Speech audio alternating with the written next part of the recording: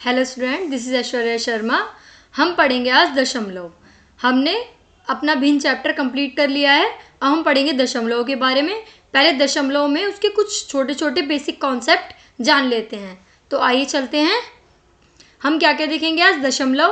दशमलव और फिर देखेंगे हम दशांश, उसके कुछ उदाहरण देखेंगे। संख्या रेखा पर कैसे निरूपण किया जाता है दशमलव वाले क्वेश्चंस का, फिर उसके कुछ उदाहरण हम देखेंगे। फिर देखेंगे भिन्न दशमलव रूप में, उसके कुछ उदाहरण, फिर दशमलव भिन्न रूप में। तो ये सारे चैप्टर आज हम क्या करेंगे? आज हम इन सारी चीज़ों के बारे में देखेंगे हमारे चैप्टर में दशमलव में।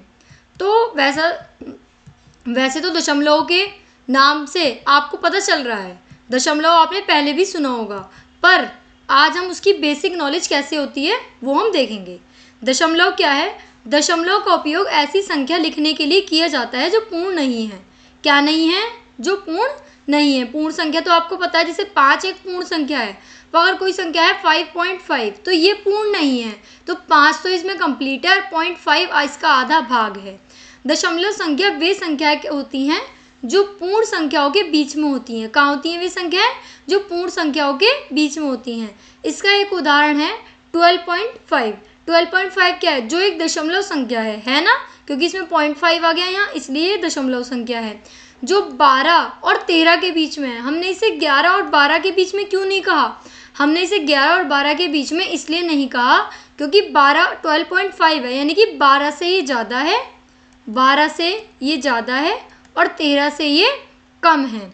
तो इसलिए 12 और 13 के बीच में है। यह 12 से अधिक है लेकिन यह 13 से कम है। और भी बहुत सारे एग्जाम्पल हो सकते हैं, जैसे 4.5। 4.5 किस में है? ये कैसा है? ये 4 और 5 के बीच में है। और हम ले लेते हैं 6.3। तो अगर हम इसे देखेंगे तो ये क्या है? ये हमारा 6 और 7 के बीच में है। ठीक है, तो अब हम चलते हैं नेक्स्ट, दशांश। दशांश में क्या है? दश अंश। तो अगर मैं इस शब्द को तोड़ दूं तो इसका मतलब क्या बनेगा? दश, और यहाँ क्या बनेगा? अंश। ठीक है, तो दश को हम क्या कहेंगे? 10। तो इसका मतलब यह है जिसके 10 अंश हैं। 10 अंश। एक खंड को यदि 10 बराबर भागों में बांटे, यानी कि 10 अंश उसके कर दें, तो प्रत्येक भाग पर, इसमें हमारी एक कंडीशन क्या है कि सारे पार्ट्स इक्वल होने चाहिए।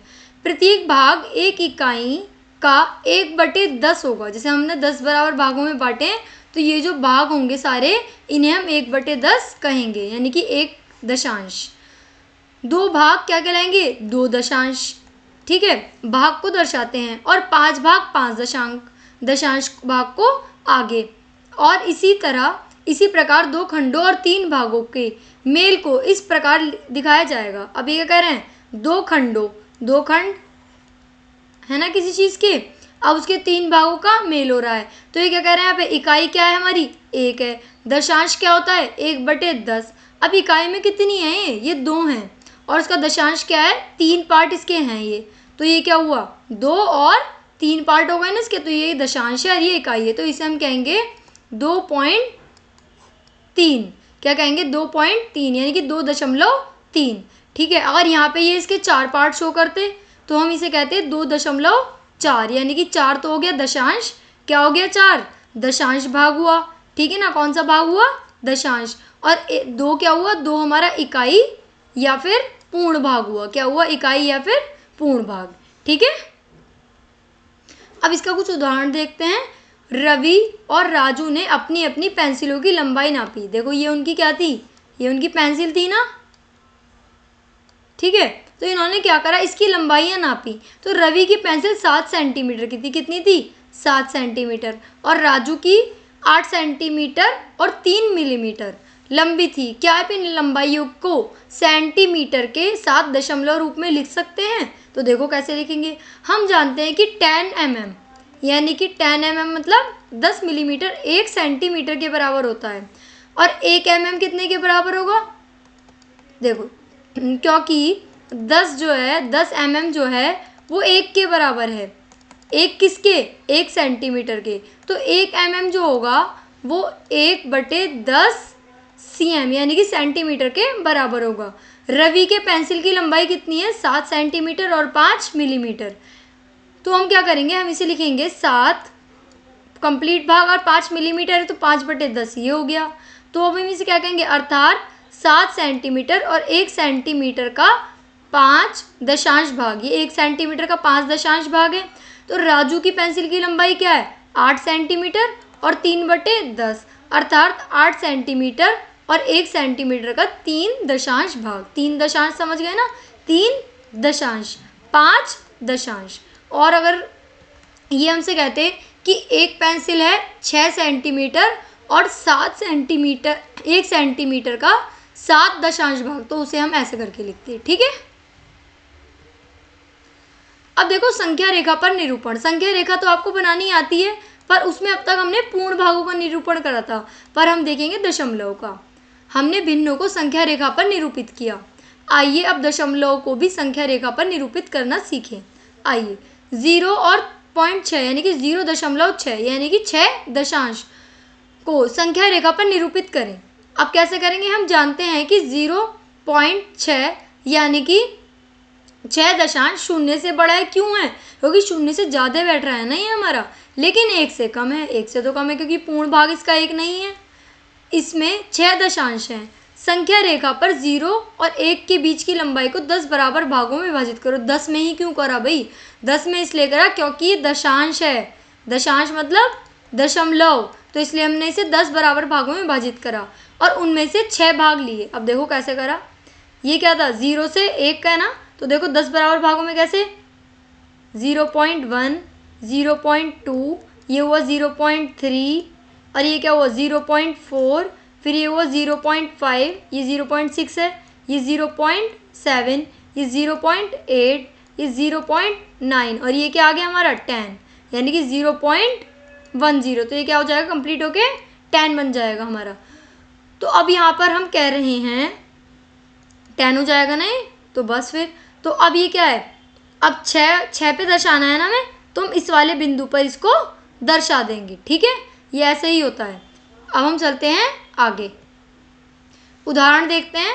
निम्न संख्याओं को स्थानीय मान सारणी में लिखिए, 20.5 और 4.2। तो स्थानीय मान सारणी बनाएंगे तो ये क्या होता है हमारा, ये दशांश होता है। अब उल्टे से हम चलना स्टार्ट करते हैं, होता है इकाई, ये होता है दहाई। हम लोगों ने सबने छोटी कक्षाओं में पढ़ा है। अब देखो ये क्या है, ये दशांश और ये खाली इकाई है। तो सारणी कैसे बनाएंगे, दशांश, दहाई, इकाई, दशांश, ठीक है। अब देखो अगर यहाँ भी एक संख्या होती तो उसे हम क्या कहते हैं, सैकड़ा, है ना। इकाई, दहाई, सैकड़ा, 1000, 10,000 ऐसी संख्याएं चलती जाती हैं ना हमारी। तो 20.5 है ना, तो यहाँ दहाई में क्या लिखा 2, क्योंकि ये कौन से नंबर पे है, दहाई पे। फिर इकाई क्या है 0, फिर दशांश क्या है, दशांश पे क्या है 5 है। ऐसे ही यहाँ पे देखो, यहाँ दहाई पे कुछ नहीं है तो हमने 0 लिख दिया, और इकाई पे क्या है 4 है, तो हमने यहाँ इकाई के नीचे लिखा 4 और यहाँ क्या लिखा 2। इकाई की वैल्यू होती है 1 और दहाई की वैल्यू होती है 10 और दशांश की वैल्यू क्या होती है 1/10। निम्न में से प्रत्येक को दशमलव रूप में लिखिए। अभी कह रहे हैं 2 इकाइयाँ हैं और 5 दशांश हैं, तो बहुत सिंपल है।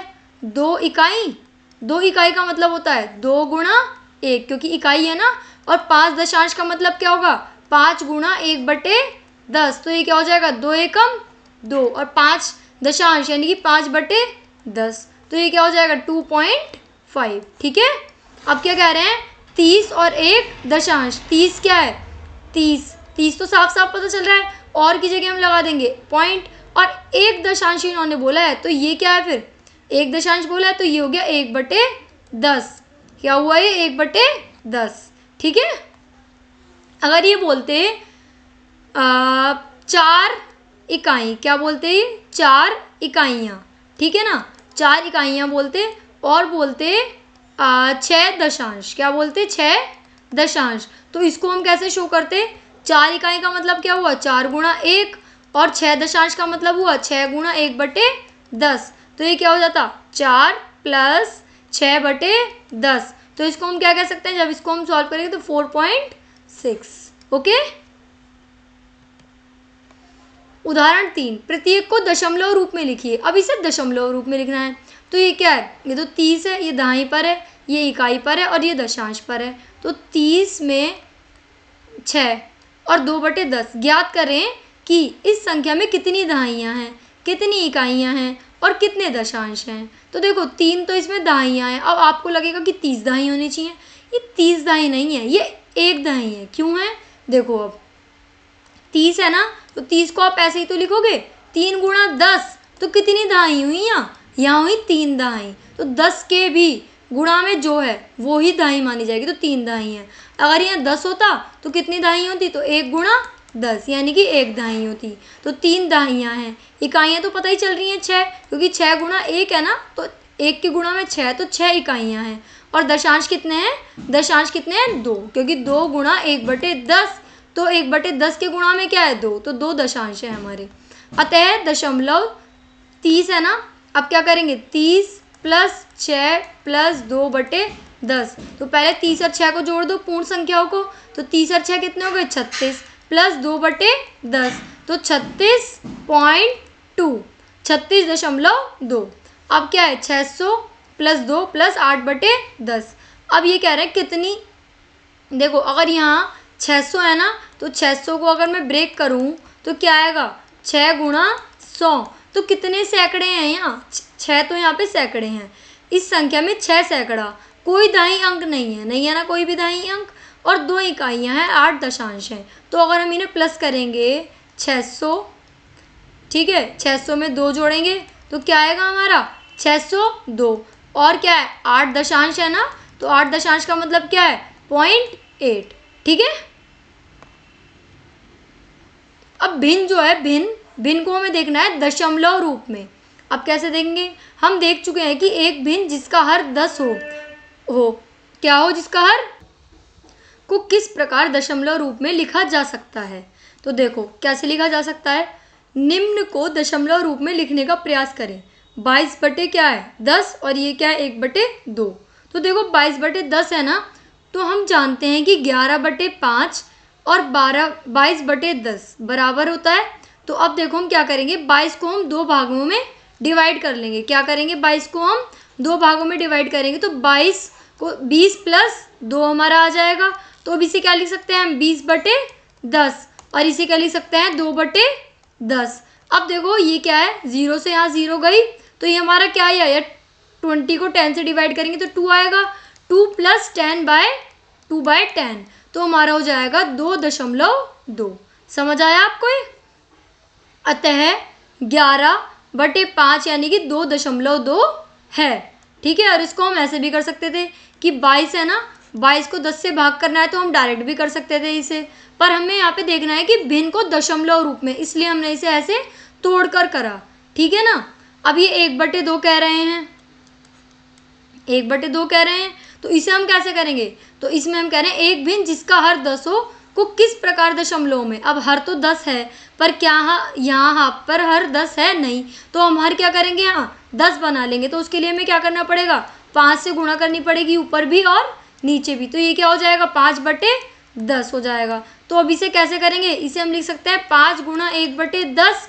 ठीक है, लिख सकते हैं। तो 5 गुणा 1/10, ये 5/10 भी है, तो यह क्या हो गया हमारा? ये हो गया हमारा 0.5, यानी कि 0.5। ठीक है।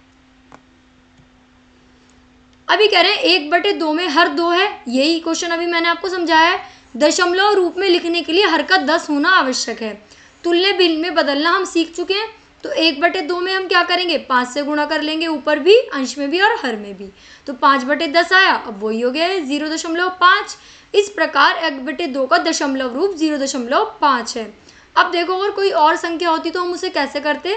अगर सपोज करो यहाँ होता है 1/5, इसे दशमलव में बदलना है, तो हमें क्या बनाना है? हर को 10। तो 5 की 2 में गुणा करेंगे ना, तो 5 की 2 में गुणा करी तो हमने क्या बन गया? 10 बन गया।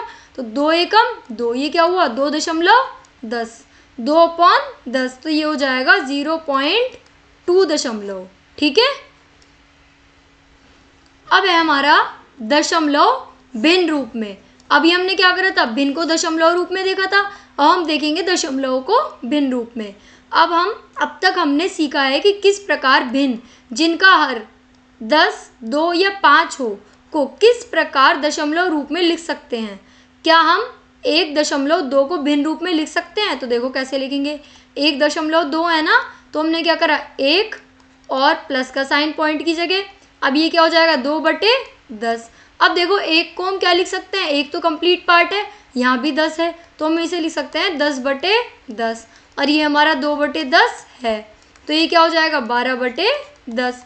और अगर मैं एक और एग्जांपल लेना चाहूँ तो हम क्या लेंगे, जैसे यहाँ लिखा है 5 लें, यहाँ लिखा है 1.5, ठीक है, 1.5 यहाँ लिखा है, तो हम इसे कैसे लिखेंगे, 1 + 5/10। तो हमें क्या करना है, यहाँ इसका 10 बनाना है ना, तो हम क्या करेंगे, 1 + 5/10, तो यहाँ भी हम क्या कर देंगे, 10/10 कर देंगे। तो अभी क्या हो जाएगा, 10 और 5 15, 15/10, ये क्या हो जाएगा 15/10। तो 1.5 को हम 15/10 कह सकते हैं, ठीक है। और इसका एग्जाम्पल और क्या ले सकते हैं, अगर हमने लिया यहाँ 4.6, तो अब इसे कैसे करेंगे, 4 तो हमने ऐसे लिख लिया, प्लस और ये क्या है 6/10, यही है ना 6/10।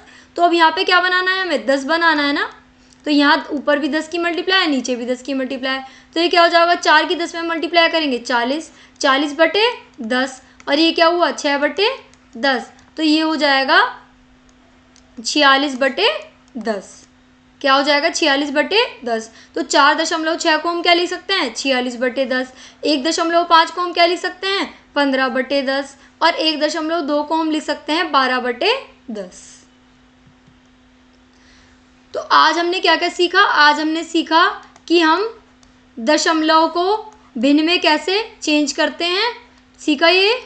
और हमने क्या सीखा, हम भिन्न को दशमलव में कैसे चेंज करते हैं, ये हमने सीखा। यहाँ एक तो हमने सीखा दशमलव को भिन्न में, एक हमने सीखा भिन्न को दशमलव में, एक मैंने आपको मतलब बताया था दशांश। दशांश क्या होता है, दशांश के मैंने आपको कैसे हिस्से करके बताए थे इस शब्द के भी, तो इसका मतलब क्या हुआ 10, और किस में टूटा है, अंश में। तो इसका मतलब है जब हम किसी चीज़ के 10 बराबर हिस्से करते हैं तो उसे कहते हैं दशांश। क्या कहते हैं, दशांश। अब जैसे ये यहाँ पर नंबर लिखा है 4.5, तो इसे क्या कहेंगे, इसे हम कहेंगे 4 इकाई।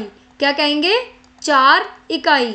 और 5 दशांश, क्या कहेंगे, 5 दशांश, ठीक है। और अगर यहाँ लिखा हुआ होता 44.5, तो इसे क्या कहते हैं, इसे आप कहते हैं, यहाँ 4 तो इकाई हैं, 4 क्या हैं, इकाई हैं, और 4 ही क्या हैं, दहाई हैं। और ये मैंने आपको समझाया भी था कि दहाई क्यों करा हमने यहाँ पे, वो इसलिए करा हमने कि देखो 44.5 है ना, तो इसे क्या लिखोगे, इकाई को 4 × 1, इसे क्या लिखोगे, इसे लिखोगे 4 × 10, और इसे क्या लिखोगे, इसे लिखोगे 5 × 1/10। तो ये क्या हुआ 5 दहाई, 5 दशांश, ये क्या हुआ 4 इकाई, और ये क्या हुआ 4 दहाई, क्योंकि 10 के गुणा में आ रहा है 4, ठीक है।